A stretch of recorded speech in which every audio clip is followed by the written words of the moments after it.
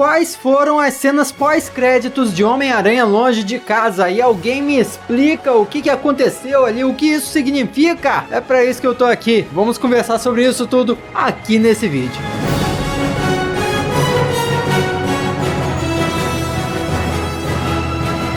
Olá, como vai? Tudo bem? Eu sou o Miguel Loquia, muito bem-vindo de volta aqui ao canal. Eu ainda vou fazer um vídeo sobre o filme inteiro de Homem-Aranha Longe de Casa com spoilers, mas eu decidi adiantar esse vídeo aqui falando das cenas pós-créditos porque elas já vazaram, o pessoal já tá sabendo o que vai acontecer e tem um pessoal ainda perdido o que elas significam, porque de fato elas deixam um mistério gigantesco aí pro futuro do universo cinematográfico da Marvel. Então esteja preparado, porque nesse vídeo aqui vai ter spoilers especificamente dessas cenas pós-créditos, tá? E consequentemente do fim do filme. Só não vai se esquecer também, se não for inscrito, se inscreve no canal e ativa as notificações, porque tem vídeo aqui todo dia da semana falando sobre super-heróis, quadrinhos, filmes, cinema, todas essas coisas que a gente gosta pra caramba. Eu falei filmes e cinema, né? A mesma... Ok.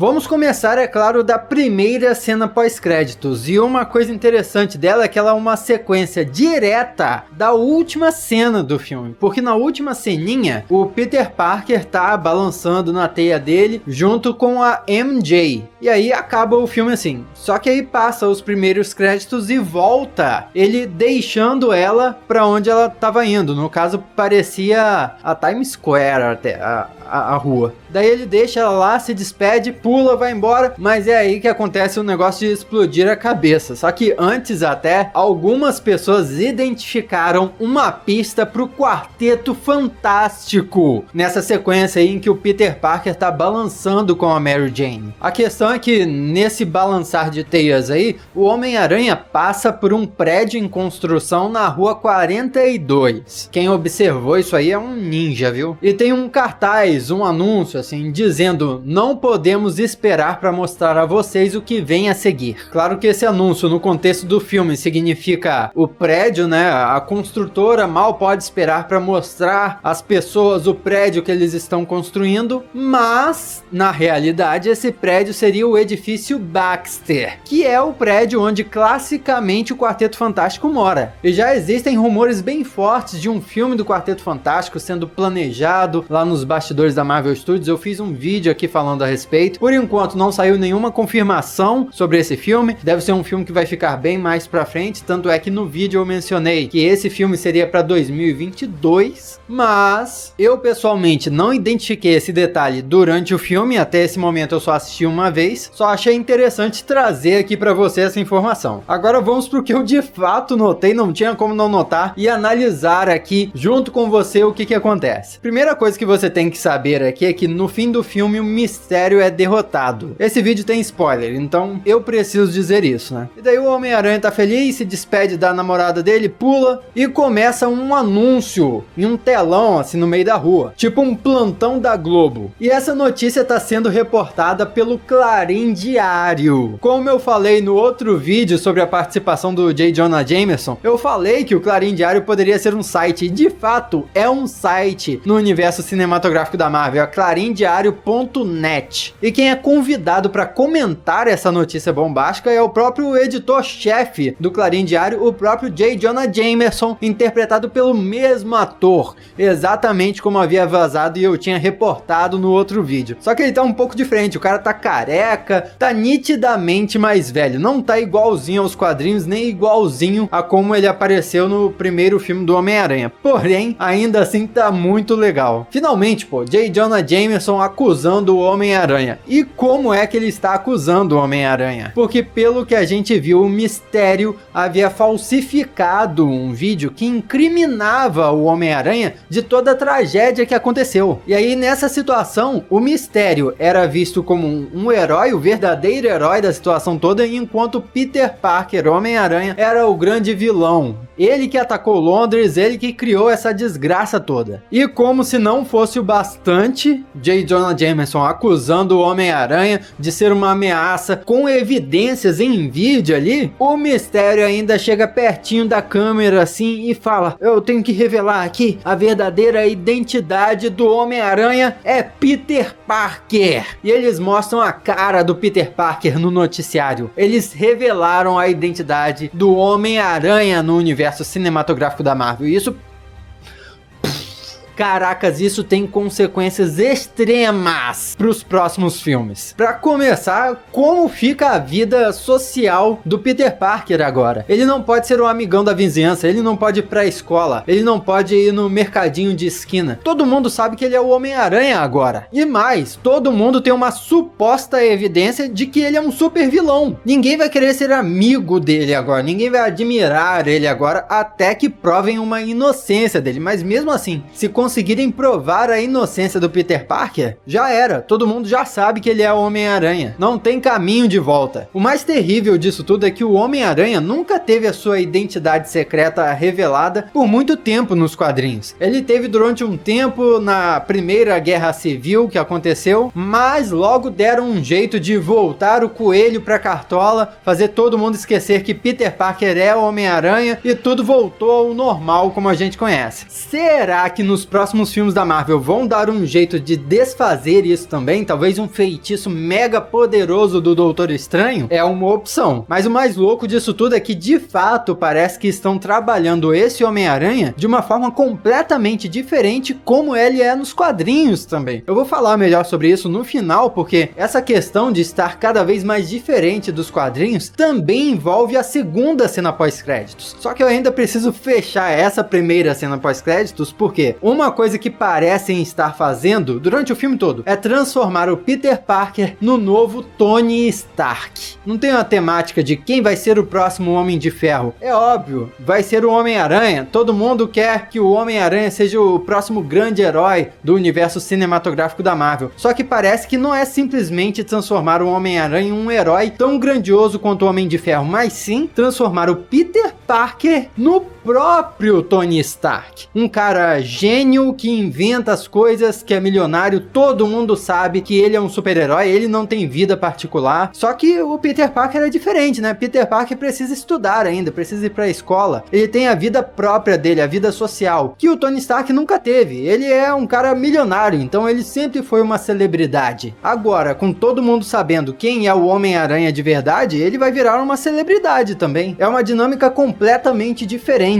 E esse lance aí do Peter Parker se transformando no Tony Stark é uma coisa que dá pra perceber em uma outra cena. Sabe aquela cena que saiu em um trailer do Peter Parker construindo a nova armadura dele? Pegando holograma, projetando as coisas assim. Então, naquela cena, o Happy tá olhando pra ele e admirando ele. E dá pra perceber nitidamente que o Happy tá vendo é o Tony Stark ele trabalhando. Ele tá vendo o Peter Parker fazendo uma coisa que o Tony Stark estaria fazendo alguns anos antes. É basicamente isso, ele tá enxergando o antigo amigo dele ali de novo, reencarnado, reinterpretado, na forma desse jovem novo herói. Tanto é que depois o Happy sai, vai pra frente do jatinho, porque eles estão num jatinho nessa situação toda, né? E o Happy põe pra tocar a música do AC/DC, que marcou o filme do Homem de Ferro. É uma coisa que eu sentia falta até. Nunca mais em um filme do Homem de Ferro tocou AC/DC, mas tocou agora no filme do Homem-Aranha, exatamente pra homenagear, fazer esse paralelo entre Homem-Aranha Peter Parker e Homem de Ferro Tony Stark.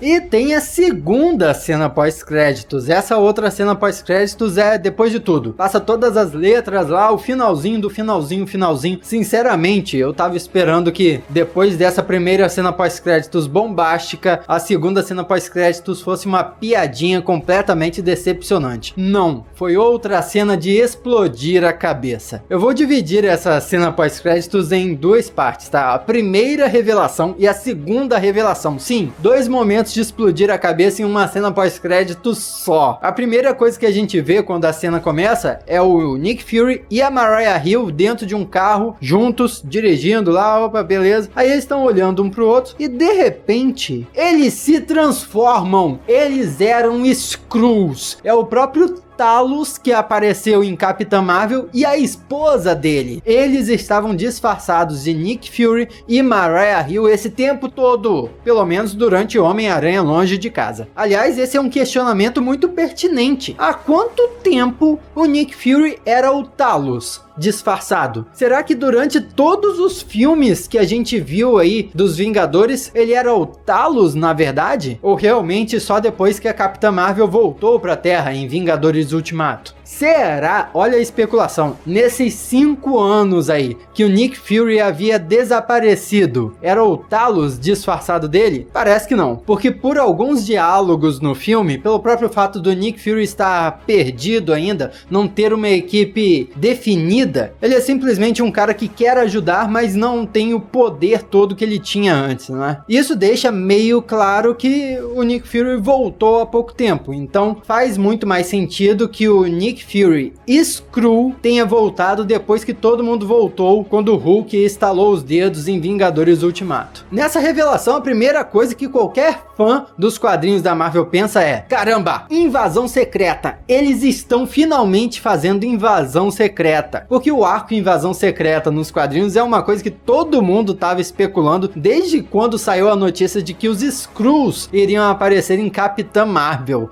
Só que teve aquele plot twist, né? Os Skrulls eram os mocinhos, e aí todo mundo ficou: ah, não vai ter invasão secreta? Ou vai ter? Porque sempre há a possibilidade dos Skrulls mudarem de lado, ou dos Skrulls resolverem: opa, tem aquele outro time de Skrull ali que é maldoso e resolveu invadir a Terra. Mas deixa eu explicar melhor o que é a invasão secreta para você que não tá muito por dentro dos quadrinhos. O que acontece é o seguinte: na saga Invasão Secreta, o povo Skrull tava meio sem onde ficar. Eles estavam perdidos. Um pouco parecido até com o estado deles no filme da Capitã Marvel, né? Nos quadrinhos, isso aconteceu depois de anos e anos de guerra entre os Kree e os Skrull, e depois de uma saga lá chamada Aniquilação. Isso também acabou. Então os Skrull resolveram fazer o seguinte: tem um planeta ali chamado Terra, tem um monte de super-herói lá, mas não tem problema. Vamos invadir aquele planeta lá e a gente fica com aquele planeta pra gente. E daí o que os Skrulls começaram a fazer foi: eles raptavam alguns super-heróis e tomavam a forma desses super-heróis. Daí eles ficavam vivendo na Terra como se fossem essas pessoas, só que na verdade eles eram Skrulls que estavam infiltrando os grupos mais poderosos da civilização humana. No fim das contas foi uma treta danada, porque descobriram que tava rolando essa invasão secreta, e aí ninguém sabia quem era Skrull, quem não era Skrull. Porque uma coisa interessante é que nos quadrinhos, diferente de como é nos filmes da Marvel, até o momento pelo menos, os Skrulls podiam imitar não só a aparência dos personagens, mas também os superpoderes. Então eles eram praticamente indistinguíveis. Ninguém sabia quem era Skrull e quem era o super-herói de verdade. Só que essa cena pós-créditos continua. O Talos tá conversando com a esposa dele, aí fala: você tem que ligar pro Nick Fury, porque você foi bem incompetente aqui, deixou uma merda toda acontecer, não foi um Nick Fury competente no filme Homem-Aranha Longe de Casa. E aí ele fala: beleza, vou ligar pro Nick Fury então. E o Talos liga pro Nick Fury, e aí você descobre: caramba, eles estão trabalhando pro Nick Fury ali, disfarçados, mas trabalhando pro Nick Fury. O que tá acontecendo? E aí o Nick Fury atende de uma praia mega paradisíaca. Caracas, o Nick Fury tá de férias e ele tá de saco cheio, porque ele desliga o telefone na cara do Talos e levanta dali, e aí que você vê, ele não tá em praia coisa nenhuma. Ele estava na verdade em uma espaçonave gigantesca, ou era uma base espacial, sei lá, cheia de Skrulls. E mais, ele estava comandando os Skrulls. Ele saiu daquele lugarzinho que parecia uma praia e falou: bora galera, bora começar a trabalhar, bora, anda aí. A sua cabeça já explodiu ou não? Pra começar, eu tenho uma suposta explicação pra isso, mas antes, tem várias coisas que a gente pode analisar disso que aconteceu. Primeiro, na série Agentes da S.H.I.E.L.D., que é uma série que faz parte do universo cinematográfico da Marvel, mas daquele jeito, né? Igual as séries da Netflix. Faz parte do universo cinematográfico da Marvel, mas nada que acontece nas séries vai interferir nos filmes. Só o que acontece nos filmes que eventualmente interfere nas séries. Mas de qualquer forma, É interessante reparar que esses agentes da SHIELD foram parar no espaço. Será que o fato deles estarem no espaço tem alguma relação com Nick Fury estar no espaço? Uma coisa interessante de se reparar é que a SHIELD acabou, né? Desde Capitão América Soldado Invernal não tem mais SHIELD. Tudo que restou a partir daquilo é uma reconstrução da SHIELD, uma nova SHIELD, ou então uma outra organização. Por isso, o que o Nick Fury está comandando ali com um monte de Skrull pode ser, na verdade, uma nova organização ou uma nova faceta da SHIELD, que nesse caso seria uma espécie de organização para proteger a paz, só que em vez de ser só na Terra, seria na galáxia inteira? Será? E o Nick Fury está ali exatamente para comandar essa nova organização gigantesca? Isso também me deixa pensando muito que essa cena pós-créditos pode ser uma pista para o filme Capitã Marvel 2, porque afinal de contas, os Skrulls apareceram no filme da Capitã Marvel e o Nick Fury também estava no filme da Capitã Marvel. As dúvidas que vão ficando são: todos os Skrulls ali são agentes da SHIELD agora? Nesse caso, a tal invasão secreta que eu contei aqui pra você não tem a menor chance de acontecer no futuro do universo cinematográfico da Marvel, né? Já que todo Skrull que tá ali, além de ser do bem, além de ser um monte de refugiado espacial, ainda está sob o comando do próprio Nick Fury. Isso é outra coisa que não tem nada a ver com os quadrinhos. Nada parecido aconteceu nos quadrinhos. Mas existe uma coisa semelhante que eu acabei lembrando que pode explicar essa situação toda. O Nick Fury, sim, já esteve no espaço. Inclusive, na saga Pecado original, o Nick Fury estava em uma base no espaço lá. E nessa base, ele estava comandando meio que um exército, vários clones dele. Só que não eram clones orgânicos, eram Life Model Decoys. Eles são uns robôs que são simplesmente idênticos à pessoa original que eles estão imitando. Alguns deles até acreditam que são a própria pessoa original. Então o que acontece ali na verdade é que o Nick Fury ele tem um monte de substituto. Existem vários Nick Furies e alguns deles nem sabem se são robôs mesmo ou se são o Nick Fury de verdade. Esses modelos de vida artificial inclusive já apareceram na série Agentes da SHIELD, que eu mencionei aqui agora há pouco. Mas talvez esse lance dos Skrulls sejam exatamente a versão do universo cinematográfico da Marvel para os modelos de vida artificial. Em vez do Nick Fury ter vários robôs que são iguais a ele tem na verdade um exército de Skrulls que podem ser parecidos com qualquer pessoa. E aí nesse caso, de fato, esses Skrulls todos, esse exército trabalharia não para SHIELD, não para nenhuma outra agência, mas trabalharia diretamente para o Nick Fury. O que, sinceramente, é a coisa mais próxima dos quadrinhos que eu consigo lembrar que pode explicar essa situação toda aí. E o mais louco disso tudo, das duas cenas pós-créditos, é que isso deixa tudo em branco. A gente não tem a menor ideia do que a Marvel vai fazer no futuro dos filmes. Tudo que vier é uma surpresa. E depois de Homem-Aranha Longe de Casa, que foi um filme quase impecável, eu não duvido da capacidade da Marvel Studios. Eu simplesmente estou confiando. Tem muito mais coisa de explodir a cabeça nesse filme, além dessas cenas pós-créditos, acredite se quiser. Para não perder isso, vai se inscrevendo aqui no canal, clicando nesse círculozinho aqui e ativa as notificações, que aí você não perde as próximas atualizações que eu postar aqui. Em uma delas a gente vai conversar sobre tudo isso de Homem-Aranha Longe de Casa. Caramba, Marvel! O que você está fazendo? É verdade.